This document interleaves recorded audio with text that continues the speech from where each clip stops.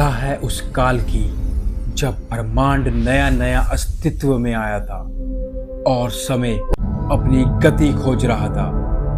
ब्रह्मा सृष्टि के रचयिता अपने कमल पर विराजमान थे और भगवान विष्णु पालनकर्ता शांति और धैर्य के प्रतीक उनके सामने खड़े थे। एक समय आया जब ब्रह्मा और विष्णु के बीच श्रेष्ठता का प्रश्न उठा और अहंकार ने ब्रह्मा जी को भ्रमित किया और उन्होंने भगवान शिव का अपमान कर दिया, जिससे क्रोधित होकर भगवान महादेव ने त्रिनेत्र से अग्नि प्रकट की और वो अग्नि इतनी प्रचंड थी कि ब्रह्मांड कांप उठा, देवता भयभीत हो गए, पर्वत और नदियां थर्र उठी।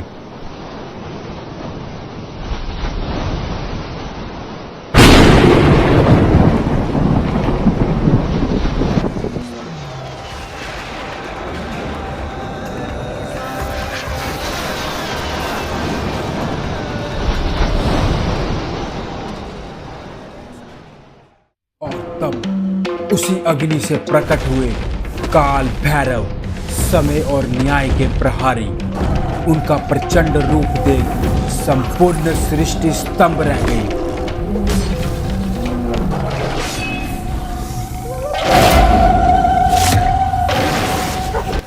काल भैरव ने ब्रह्मा के अहंकार को नष्ट करने के लिए उनका 5वां सिर काट दिया और सिर काटते ही अहंकार का अंत हो गया।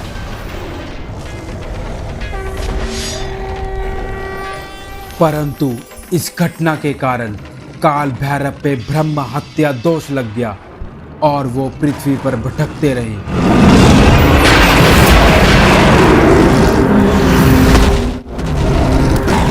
अंततः काल भैरव काशी पहुंचे, शिव की नगरी।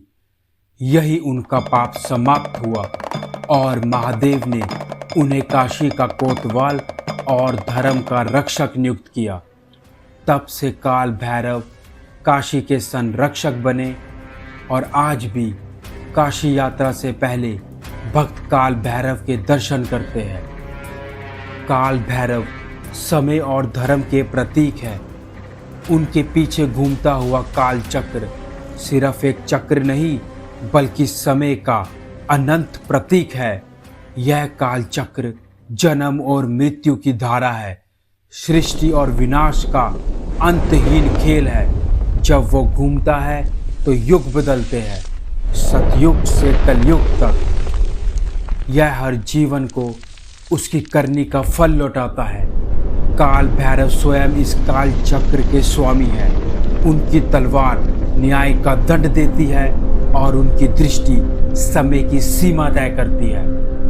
जो भक्त समय का सम्मान करता है उनके लिए काल चक्र मोक्ष का मार्ग बन जाता है, परंतु जो समय का अपमान करता है उसी काल चक्र में फंसकर वह अपने विनाश की ओर धकेल दिया जाता है।